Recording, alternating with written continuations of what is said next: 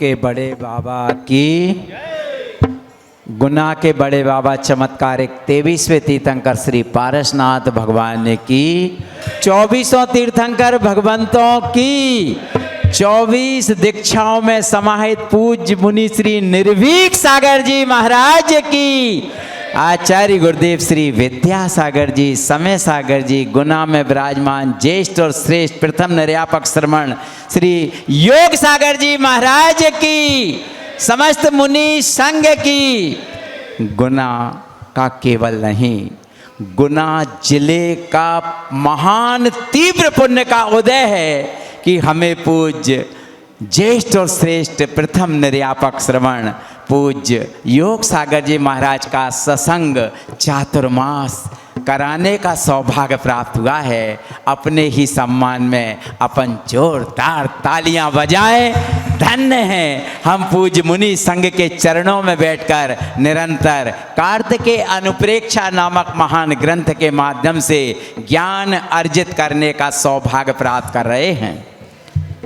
चांदनी फीकी पड़ जावे रे, चांदनी फीकी पड़ जावे, मूरत देखत मूल नायक की, सूरज शर्मा बेर, चांदनी फीकी पड़ जावे रे, चांदनी फीकी पड़ जावे,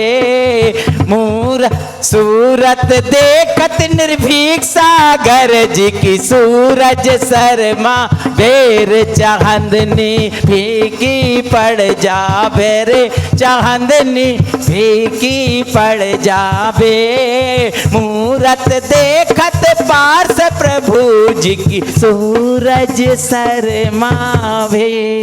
धन्य है ऐसे महाराज जिनके चरण सानिध्य में बैठकर निरंतर हम ज्ञान अर्जित कर रहे हैं। आज बाहर से बहुत सारे अतिथिगण हमारे बीच पधारे हैं।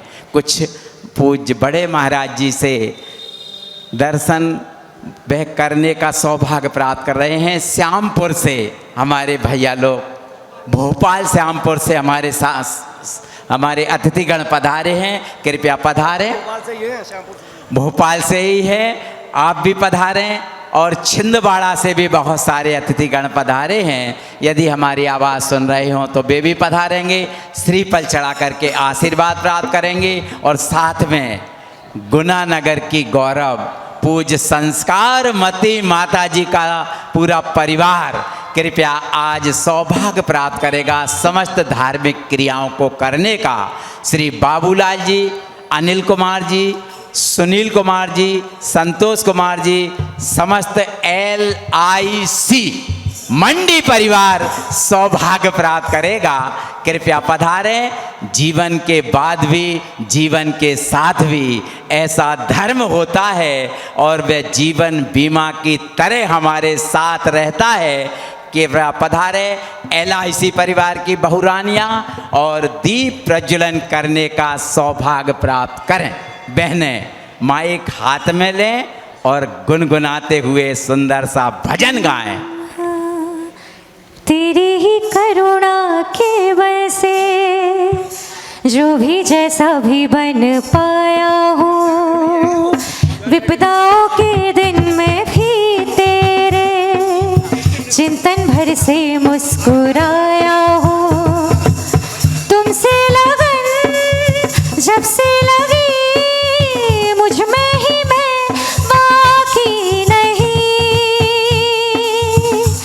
तू हर कहीं है गुरुदेव जी, दुनिया भाती नहीं है। गुरुवर पधारो मोर आंगना, तेरे चरण पखारो। गुना के गौरव और आरोन के गौरव निसीम सागर जी महाराज के ग्रस्त अवस्था के भाई भी हमारे सामने हैं और वह भी शास्त्र दान करेंगे। सुरौंज वाले भैया जो मुनिचर्या में हमेशा आगे रहते हैं, वे भी शास्त्र दान करने का सौभाग्य प्राप्त करेंगे। LIC परिवार शास्त्र दान करने का सौभाग्य प्राप्त करेगा। और बहन सलोनी जी जिनवाणी के सम्मान में। जय जिनवाणी माता रख लाज हमारी, जय जिनवाणी माता, जय जिनवाणी माता रख लाज हमारी, जय जिनवाणी माता। आन के मेरे कंठ विराजो मैया, आन के मेरे कंठ विराजो मैया, आन के मेरे कंठ विराजो, तू ही सुख की दाता रख लाज हमारी, जय जिनवाणी माता। इस परिवार द्वारा 1,08,000 रुपये के कलश पूर्व से ही घोषित करके स्थापित करने का, शायद अभी स्थापित नहीं किया है। कर दिया क्या? स्थापित कलश कर दिया? अच्छा, 51 वाला है। बहुत सुंदर, जोरदार तालियां बजाइए। 51,000 रुपये की राशि में वात्सल्य कलश स्थापित करने का सौभाग्य प्राप्त करेंगे। और हमारे समक्ष विराजमान हैं पूज्य निर्भीक सागर जी महाराज। उनके युगल चरणों में सत सत नमोस्तु अर्पित करते हुए प्रार्थना करते हैं, कार्तिकेय अनुप्रेक्षा नामक महान ग्रंथ राज के माध्यम से हमें पूज्य महाराज श्री ने संसार भावनाओं के बाद में जो गाथा बताई थी उसके आगे हमें ज्ञान अर्जित कराने की कृपा करें। नमोस्तु नमोस्तु नमोस्तु पौर्वाणिक स्वाध्याय वेलयम श्री श्रुत भक्ति का अवसर करोम्यम। बोलिए देवादिदेव 1008 नैना विराम श्री चिंतामणि पार्श्वनाथ भगवान की, वर्तमान शासनायक श्री वीरनाथ भगवान की, आचार्य भगवान श्री कार्तिकेय स्वामी जी महाराज की, आचार्य भगवान श्री विद्यासागर जी महामुनराज की, आचार्य भगवान श्री समय सागर जी महामुनराज की, परम पूज्य श्रेष्ठ व्यापक श्रवण श्री योग सागर जी महाराज की, परम पूज्येष्ठ मुनि श्री निरोग सागर जी, श्री निर्मोह सागर जी, श्री निराम सागर जी महाराज की। बोले द्वादशांग जिनवाणी माता की। पूज्य निर्भीक सागर जी महाराज की, समस्त मुनि संघ की। अनमोल कृति आचार्य कार्तिकेय स्वामी जी की हम सब का सौभाग्य 41 नंबर की कारिका।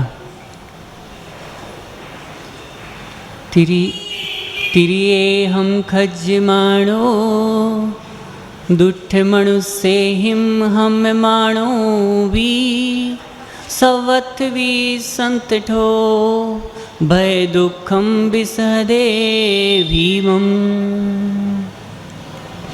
आचार्य कार्तिकेय स्वामी जी कहते हैं, तिरियेम खज्जमाणो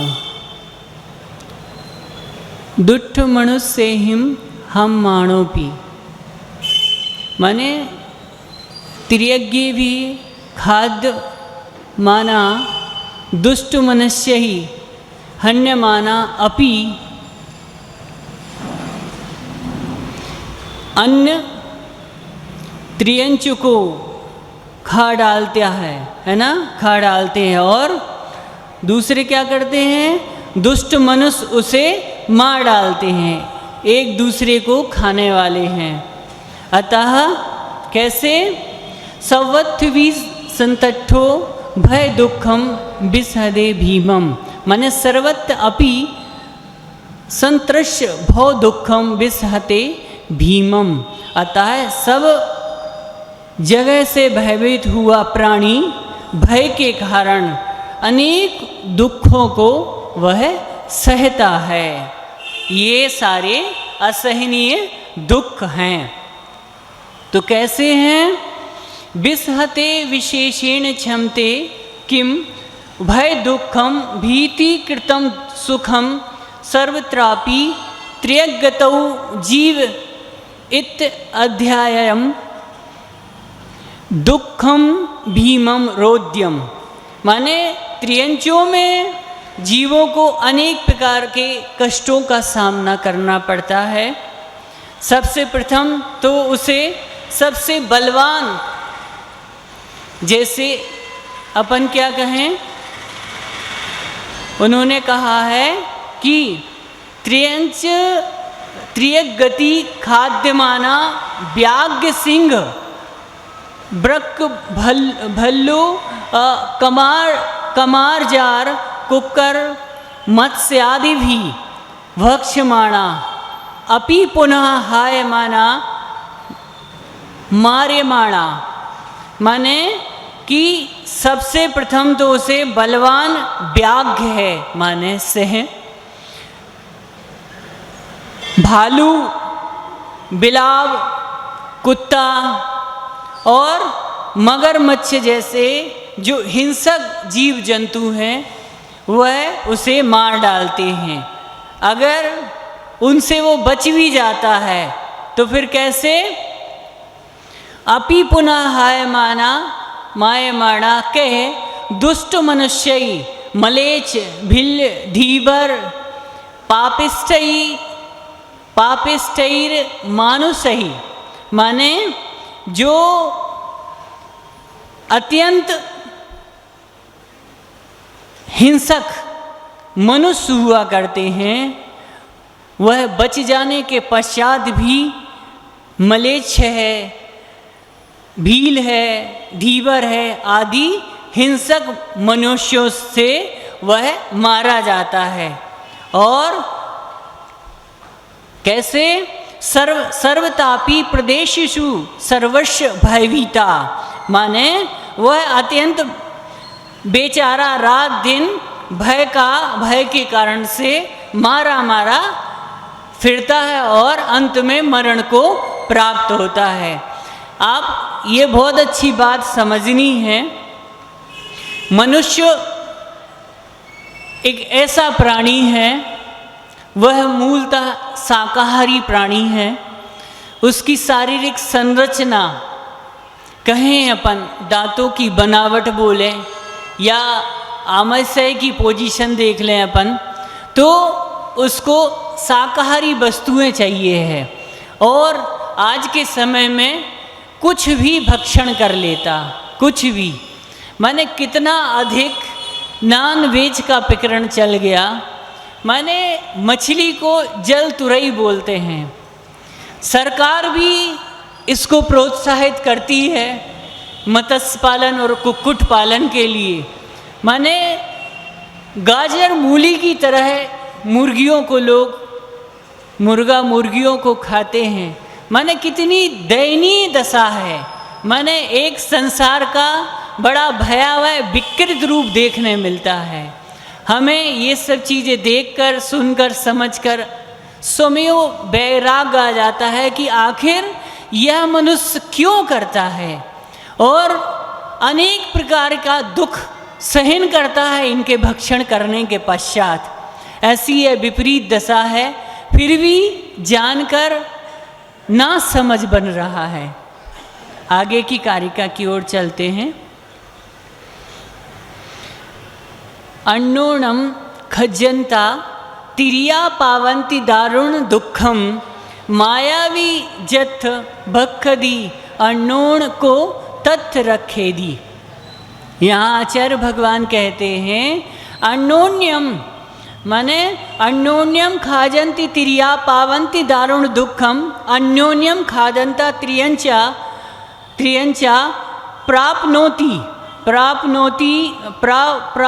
प्राप्नोवंती दारुण्य दुखम। माने कितना दुखद स्वरूप बता रहे हैं कि त्रियंच परंपरा में एक दूसरे को खा जाते हैं और अत्यंत दारुण दुख पाते हैं। माता भी माया भी जत भक्खदी अन्नो भी तत् रखेदी। माने माता भी यत्र भक्षति अन्य का तत् रक्षति। त्रियंचा एकीन्द्रियादयो जीवा प्राप्नुवन्ति लभन्ते। माने उन्होंने बताया है कि जहाँ माता ही भक्षक है, माने जब जो रक्षक ही भक्षक बन जाए, जब बाड़ी ही खेत को खाने लगे, तो किससे अपन आशा करें, किस पर विश्वास करें। ये संसार की बड़ी दयनीय दशा है। इस दशा की ओर हमें जाना है। वैसे देश काल परिस्थिति के अनुसार जो संसार की कंट्रोलिंग बोले अपन, बहुत कुछ परिवर्तन तो आया है भ्रूण हत्या में, लेकिन अभी भी बहुत कुछ सुधार की आवश्यकता है कि वहाँ दूसरा कौन रक्षा कर सकता है जब माता ही हमारा भक्षक बन जाती है। तो बताते हैं कि त्रियंचा एकीन्द्रियादयो जीवा प्राप्नुवन्ति लभन्ते किं दारुण्य दुःखम रोदतरम सुखम कीदृक्षा अन्योन्यम खाद्यमाना परस्परम भक्ष्यन्ता। माने वह जीव का जो रक्षक है, यह कहावत त्रियंच जातियों में अक्षरशः घटित होती है, क्योंकि पृथ्वी पर मीन्स जंगल का जो राजा है वह सिंह है, और सिंह क्या करता है, छोटे छोटे जो पशु हुआ करते हैं उनको अपना भक्षण कर लेता है। जैसे छोटी मछली बड़ी मछली को खाने का प्रयास करती है, वैसे ही सिंह भी गाय है, बैल है, हिरण है आदि जीव जंतुओं को खाने का प्रयास करता है। और फिर क्या बोलते हैं आगे कि अन्योन्यम खाद्यमाना परस्परम यक्ष्यन्ता यत्र त्र्यग भवे मातापि अपि शब्दार्थ अन्यापि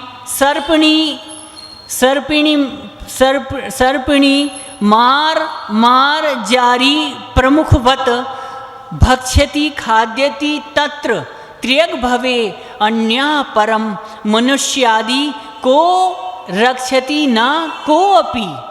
माने आकाश में गिद्ध चील वगैरह उड़ते हुए पक्षियों को झपटकर पकड़ लेते हैं, और जल में बड़े बड़े मत्स्य मोटी मोटी मछलियों को छोटी मछलियों को बड़े मगरमच्छ, छोटी मछलियों को बड़ी मछलियाँ क्या अपने काल का गाल बना लेती है। फिर भी अधिक क्या सर्पिणी ऐसे ही बिल्ली वगैरह अपने बच्चों को ही खा जाती। जब प्रसव पीड़ा की वेदना के पश्चात जानवरों को भूख सताती है और उन्हें कुछ नहीं मिलता, तो वह जो जंगली जानवर रहते हैं जैसे बिल्ली है, शेर है आदि जो जानवर हैं, जब भूख की वेदना होते उन्हें सताती है तो वो स्वयं ही अपने नवजात शिशु का भक्षण कर लेते हैं। माने इतनी तीव्र क्षुधा की वेदना हुआ करती है, ऐसी विपरीत अवस्था होती है। अतः पशुओं में भी यह एक बड़ा भारी दुख कह सकते हैं कि ये कितनी दयनीय दशा है। इसलिए बोलते हैं जानने के लिए 3 लोक हैं और छोड़ने के लिए 3 पदार्थ हैं, और राग, देश और मोह। और इनको नहीं छोड़ेंगे तो अपन क्या परिभ्रमण अपना चलता रहेगा। संसार का जो चक्र है वह निरंतर चलता रहेगा। अभी अपन कौन सी भावना पढ़ रहे हैं? संसार, है ना। ये चीज़ बहुत अच्छे से समझनी है। हमें ध्यान रखना है कि चतुर्गतियों में भ्रमण से हमें कैसे बचना है। आज नहीं तो कल यह शरीर नष्ट होगा, और ये आज नहीं तो कल इस शरीर को छूटना ही है, माने पंच तत्व में विलीन होना ही है। परंतु अपना काम क्या है कि संसार को संकुचित करना, छोटा करना। तो वह कैसे करेंगे? एक सोच समझ के साथ समझदारी का परिचय देते हुए हम धर्म के मर्म को समझने का सतत प्रयास करेंगे, तभी हमारे यह मानव जीवन की सार्थकता भी होगी। यह बात बहुत अच्छे से समझनी है, नहीं तो यह मनुष्य गति यूं ही निकल जाएगी। गुरुदेव हमेशा कहा करते थे, कभी स्वपर को नहीं जानता, रहा अचेतन यह तन है, फिर तन का अभिनंदन करता। शब्दों को बहुत अच्छे से सुनने का प्रयास करना, समझने का प्रयास करना। फिर तन का अभिनंदन करता, मूड बना तू चेतन है। साथ चलेगा तुझको फिरना, साथ चलेगा तुझको फिरना, चहु गतियों में ना छोड़ेगा, पापों से जोड़ेगा तुमको, भव भव में तू रोएगा। अगर हमने यह संसार का परिभ्रमण नहीं समझा तो क्या होगा? बहुत अच्छे से इन शब्दों को समझने का प्रयास करना, क्योंकि कम शब्दों में गुरुजी ने अपने जीवन का निचोड़ परोसने का प्रयास किया है। क्या कहा है कि हे प्राणी, हे चेतन आत्मा, समझ जा, जाग जा। अरे आने वाला कल, क्या आने वाला कल चिंता कर, जो कल आएगा आज नहीं तो कल सब कुछ चला जाएगा। कहते भी हैं आने वाला कल जाने वाला है। हो सके तो बस आगे आपको समझना है कि आने वाला कल हम कैसे स्वर्णिम और खूबसूरत बना सके। देखो, हर व्यक्ति को अपेक्षा है स्वयं की कि वह अपना आने वाला कल कैसे स्वर्णिम बना सके। कहना कैसे? जिंदगी का सफ़र, कैसे जिंदगी के सफ़र में जिंदगी का सफ़र गुजर जाएगा, वो कल फिर आगे आपको बहुत अच्छे से समझना है। ऐसी बात है। अब आगे चलते हैं अपन। तिव तिशाय तिशिदो तिव भिक्षाय भुक्खि खदो संतो तिवं पावन्ति दुःखम उयर हुयासेन डज्जन्तो। यहाँ आचार्य स्वामी कहते हैं तीव्र तृष्णा, क्या बोलते हैं? तिव तिशाय तिशंदो तीव्र भिक्षाई भिक्षदो संतो, माने तीव्र तृष्णा, तृषिता तीव्र विभुक्षया बुभीक्षिता सन तीव्रम प्राप्नोति दुःखम उदय हुताशेन दहमाना। माने यहाँ आचार्य महाराज ने कहा है कि त्रियंच जीव तीव्र भूख से प्यासा होकर और तीव्र भूख से भूखा होकर पेट की आग से जलता हुआ बहुत अधिक कष्ट को पाता है। माने कितनी अग्नि उसके अंदर है। कहते भी हैं तीन लोगों को नाज जो खाए। माने पंडित दौलत राम जी ने, आचार्य भगवान कहा करते थे, लघु समय सार के रूप में उन्होंने संज्ञा दी थी कि उन्होंने पूरे जीवन का सार निचोड़ पूरे 6 ढालाओं में, माने 6 ढाल में भरने का प्रयास किया। कितने अच्छे से परोसने का प्रयास किया। वह बहुत कम शब्दों में उन्होंने देने का प्रयास किया। उन्होंने बहुत अच्छी बात कही। कैसे? कि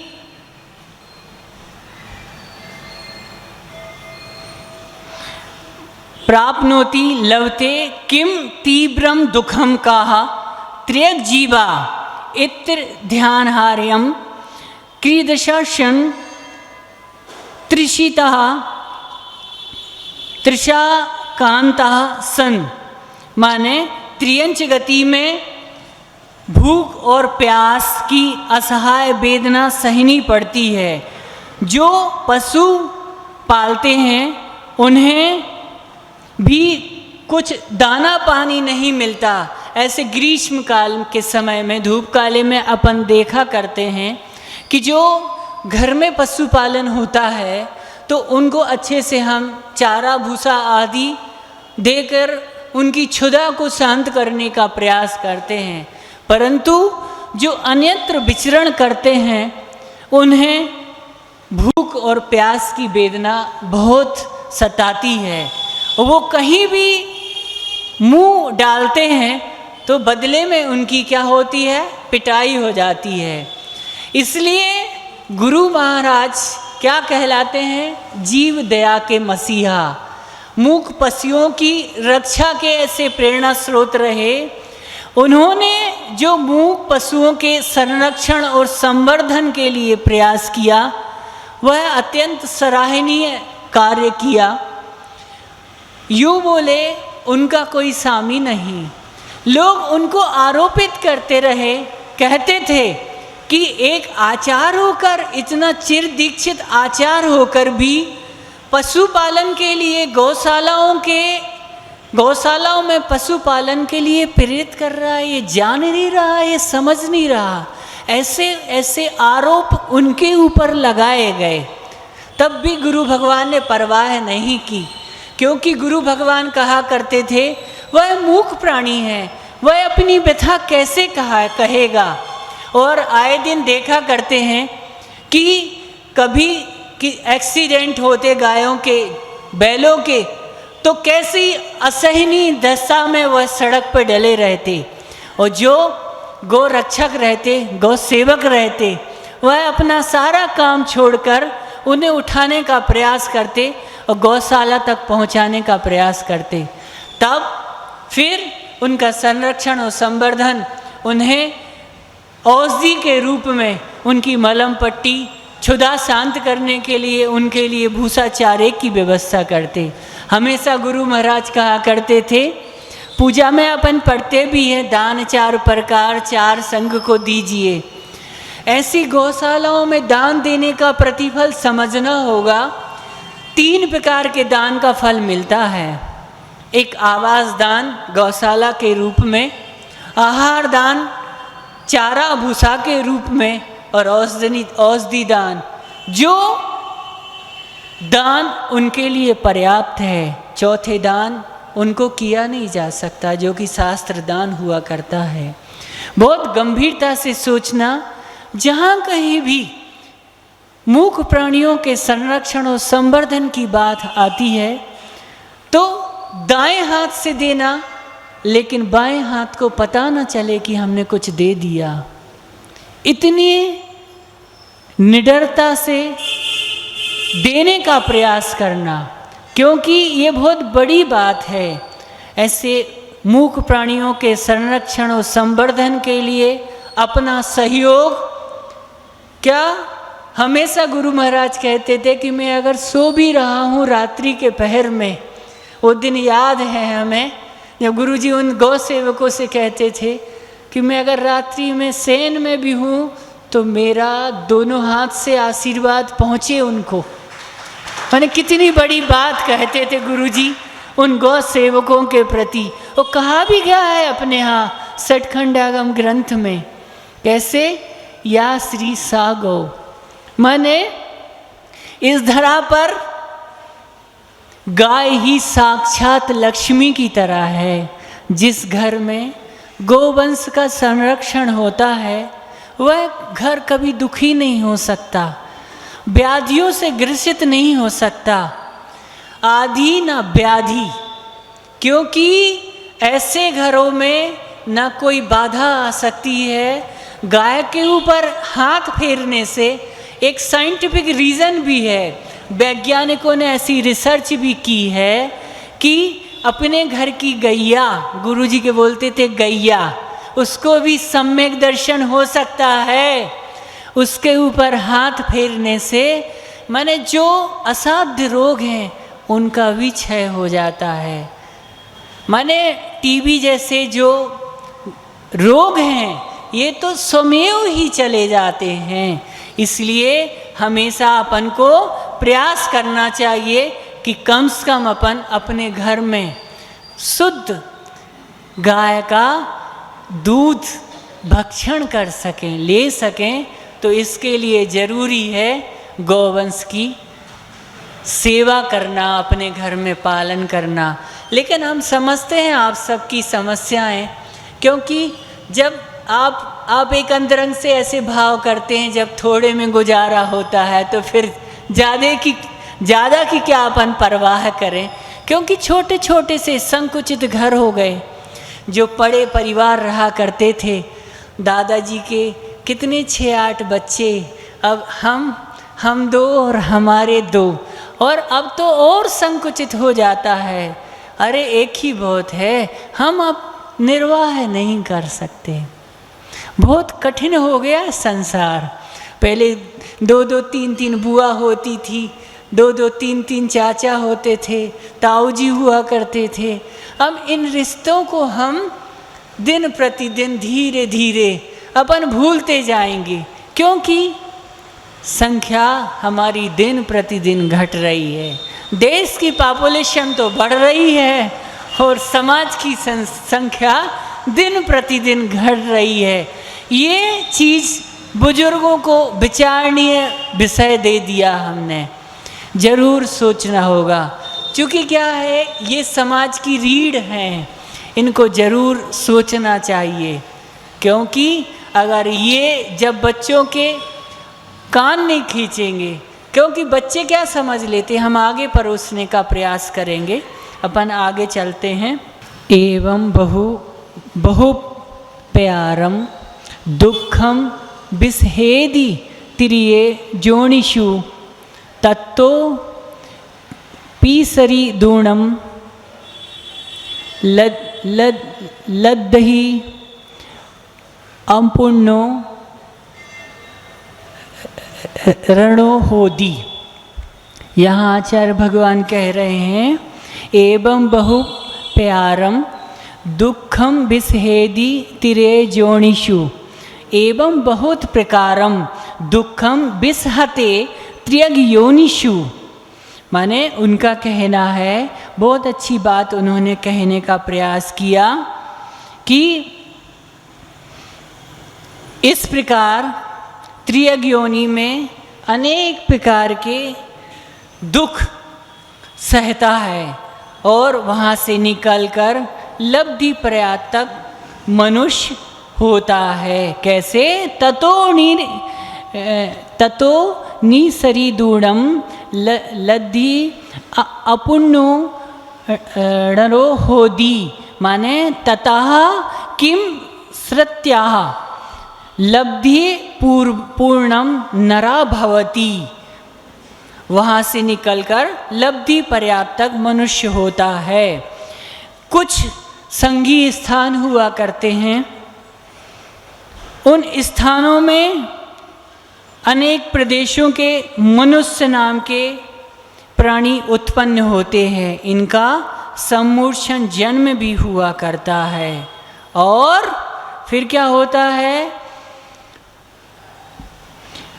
विषहते किम दुखम क्रीडशम दुखम एवं पूर्वोक्त प्रकारेण बहु प्रकारा अनेक भेद भिन्नम नरा मनुष्यो भवति लब्धि पूर्णा लब्धि पर्याप्त का लब्धि प्राप्त अपूर्णस्य अपर्याप्ति नाम कर्मणा यस सा तथोक्ता किम कृत्वा तथा त्रियग भया निःसृत निर्गत्या।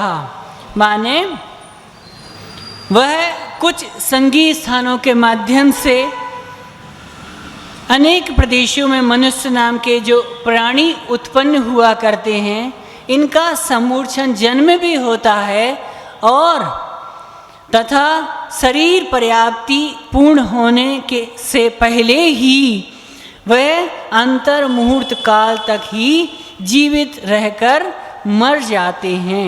यह एक विकराल दशा है, बड़ी दयनीय दशा है। इस पर जरूर अपन सबको विचार करना चाहिए।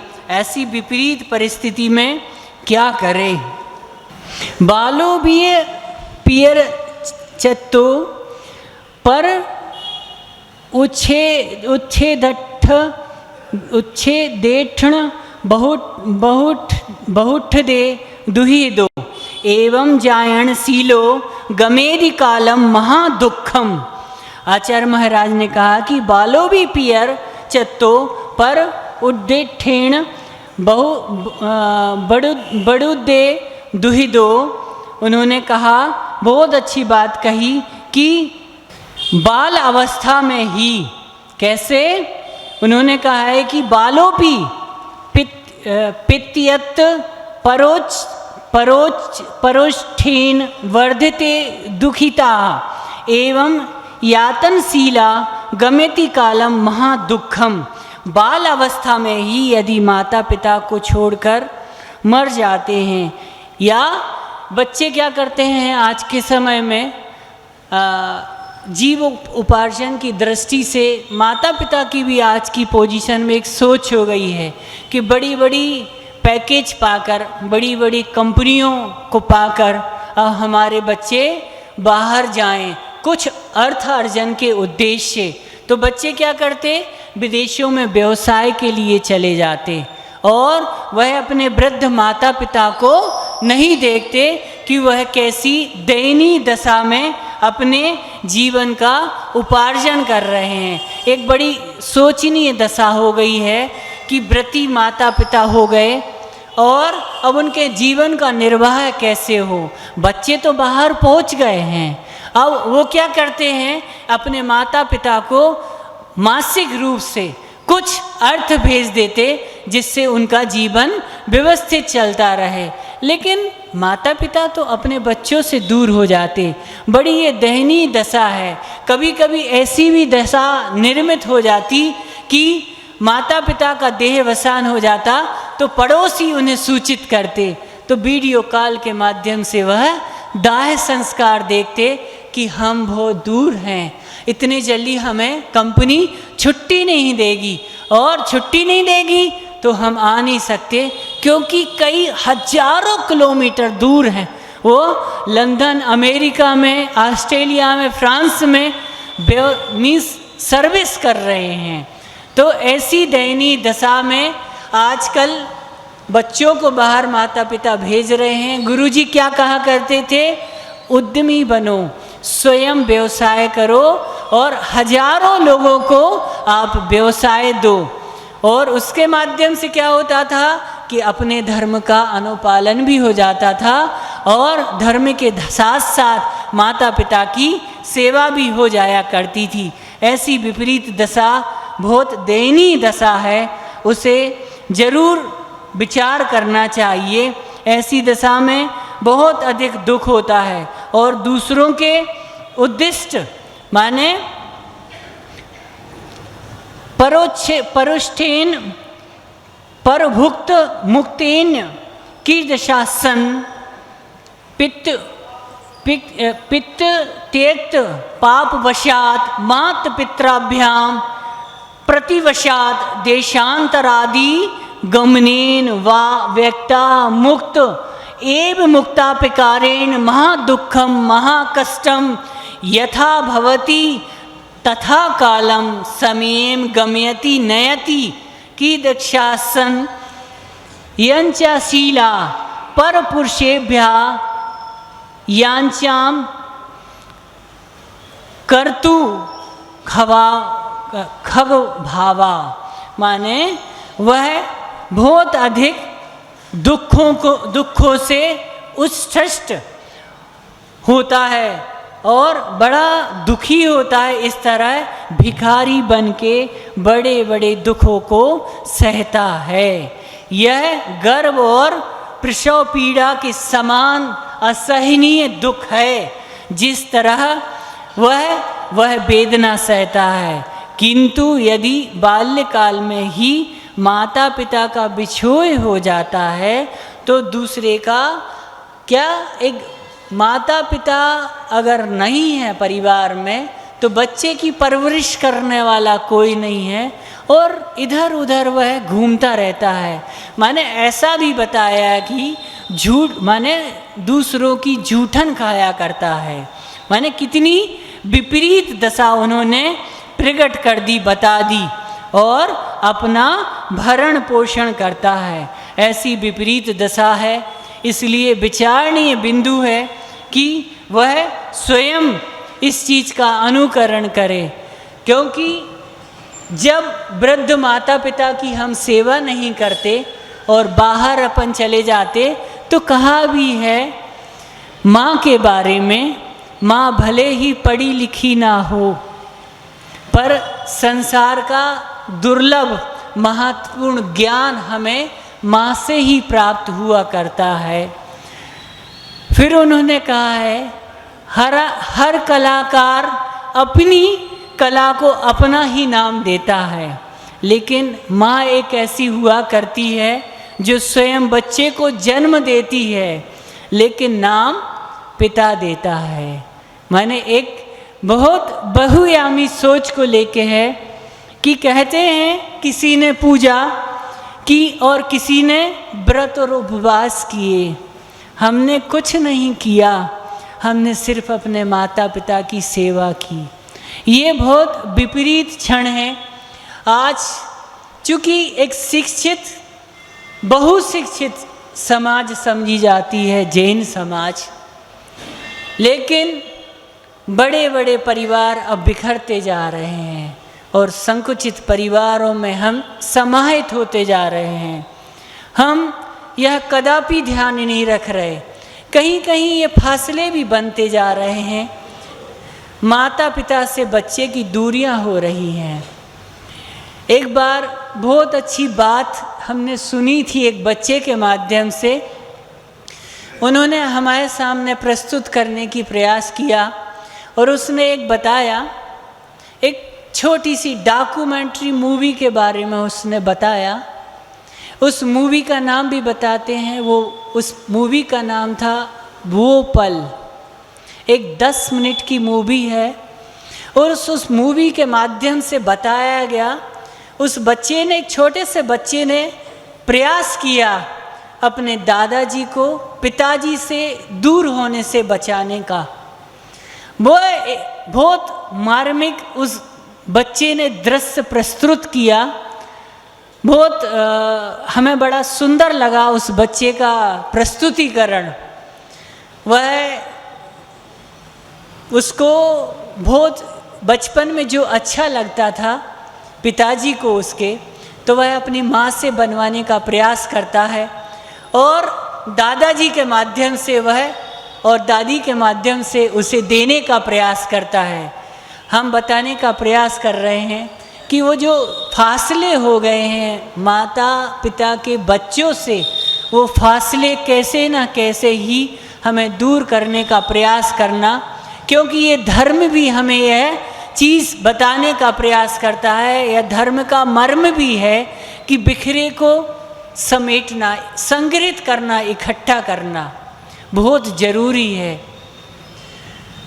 सुना है आपके नगर में कुछ पाठशाला परिवार के माध्यम से कुछ विशेष कार्यक्रम होने जा रहा है। उस कार्यक्रम के माध्यम से हर व्यक्ति का कर्तव्य है, समाज के हर घटक का कर्तव्य है, क्योंकि पाठशाला बच्चों को जोड़ने का प्रयास करती है। वह प्रथमानियोग के माध्यम से धर्म के उस मर्म को बताने का प्रयास करती है कि हमारे पौराणिक ग्रंथों में भगवान राम, मर्यादा पुरुषोत्तम श्री राम, माँ अंजनी पुत्र हनुमान, द्रौपदी माँ, कुंती माँ, सीता माँ, इन सती सावित्री माताओं के चरित्र चित्रण को बताने का प्रयास करती, वही धर्म को मर्म का समझाने का प्रयास करती। पाठशाला हमारी एक बेसिक शाला है जिसके माध्यम से हम अपने धर्म को समझ सकते। ये बात बहुत ज़रूरी है। हम एक छोटा सा उदाहरण देना चाहते हैं, व्यक्तिगत रूप से हम अपना ही। बचपन में चूँकि भगवान से बहुत रुचि रही, लगाव रहा, वही कारण हमें यहाँ आके बिठाने का प्रयास हुआ गुरु भगवान के माध्यम से, क्योंकि भगवान से अंतरंग लगाव बहुत रहता था। तो माँ बार बार ऑफिस खबर पहुँचाती कि उससे बोलो भोजन का समय हो गया, आप सब तो घर जल्दी चले जाते। हम कोशिश करते थे कि 12 और 1 भी बज जाता, तो माँ बोलती जब हम घर आते तो जाओ भगवान खाना भोजन स्वयं दे देंगे तुम्हें, जाओ वही खाना देंगे। पिताजी समझाते, देखो तुम समय भी खर्च करते हो, पैसे भी खर्च करते हो, साथ में परेशान भी होते हो और यातना भी झेलते हो। कोई काम ऐसा करो जिससे काम भी हो जाए और यातनाओं से बच जाओ, कम समय में ज़्यादा काम भी हो जाए।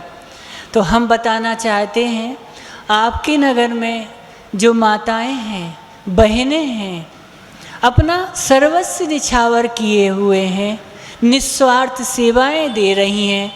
पाठशाला के माध्यम से आपके नगर के समुचित मंदिरों में हमारा उद्देश्य प्रत्येक दिवस होना चाहिए। हम उनका अभिवादन ना कर सकें, हम उन्हें धन्यवाद ना दे सकें, लेकिन कुछ शब्द ऐसे बोल दें कि वो अभिवादन और धन्यवाद से भी बढ़कर हो सके। सुना है कि कुछ ऐसे कार्यक्रम का समायोजन करना चाह रहे हैं वो, लेकिन हर कोई कार्यक्रम में एक अपेक्षा होती है पर्दे के पीछे की, वह अपेक्षा होती है धन की। वह बिगर धन के कुछ नहीं होता, दाम करे सब काम। ये बात हम भी समझते हैं, क्योंकि हम भी आपके बीच से ही आए हैं। तो कुछ अल्प सहयोग के माध्यम से उन्हें आप सपोर्ट करना, सहयोग करना, जिसके माध्यम से पाठशाला परिवार लाभान्वित हो सके। याद रखना, आचार्य कुंद स्वामी भगवान का पूर्व पर्याय का, जब वो ग्वाले के रूप में थे, कौंडेक के रूप में थे, तो क्या करते थे, गायों को चराना जाया करते थे। और उस समय गायों को जब आहार पानी की वो व्यवस्था करते, उन्हें जब ग्रंथ मिला तो उन्हें मुनिराज को समर्पित करने का प्रयास किया। उस ग्रंथ के माध्यम से देखो आप, उनको क्या पारितोषित मिला, वह आप समझ सकते हैं कि कालांतर में वो आचार्य कुंद स्वामी हुए। हम सबके महापुरुष हुए, हमारे पूर्वाचार्य हुए, जिनके माध्यम से यह सब हम आगम पढ़ पा रहे हैं। ऐसे पूर्वाचार्यों के माध्यम से हम आपको ललचाना चाहते हैं, बहलाना चाहते हैं, फुसलाना चाहते हैं। आप अपनी अल्प चंचला लक्ष्मी का अगर सदुपयोग उन नवजात शिशु बच्चों के लिए करेंगे जो अभी बोध को प्राप्त होना चाहते हैं, ऐसे शिक्षिकाओं के माध्यम से आप एक बड़ा महल तैयार होगा, बट वृक्ष के रूप में होगा। वो जब उस फलीभूत होगा तो आप सब कहेंगे कि देखो वो दीदी, वो माता, वो बहन हमें शिक्षा देती थी, आज हम उनका सम्मान कैसे करें, करना भी चाहिए। हम एक पूर्व नगर में होके आए हैं, मंडी बामोरा। लगभग वो दादी 95 ईयर ओल्ड होंगी। वो वहाँ की समाज उनका इतना सम्मान करती है, आज भी वह सिद्धांत ग्रंथों को पढ़ाया करती है। अनेकों मुनिराज माताओं को उन्होंने पढ़ाया, तो पूरी समाज गौरवान्वित होती है उन दादी को लेके। हम ऐसा कहना चाहते हैं कि इन माताओं बहनों को आप जब सपोर्ट करेंगे, ज़रूर एक बेहतर समाज का एक स्वरूप प्रस्तुत होगा। आने वाला कल हमारा बेहतर होगा। हम ज़्यादा ना कहते हुए जिनवाणी माँ की स्तुति करते हैं। जावाणी के ज्ञान ते सूझे लोकालो सोवाणी मस्तक नमो सदा देत हूँ धो हे जिनवाणी भारती माँ तो है जपो दिन रेन जो तेरो शरणा गए सो पावे सुख चैन देव बजो अरिहंत को गुरु सेवा निर्ग्रंथ दया धर्म पालो सदा यही मोक्ष का पन। बोले द्वादशांग जिनवाणी माता की।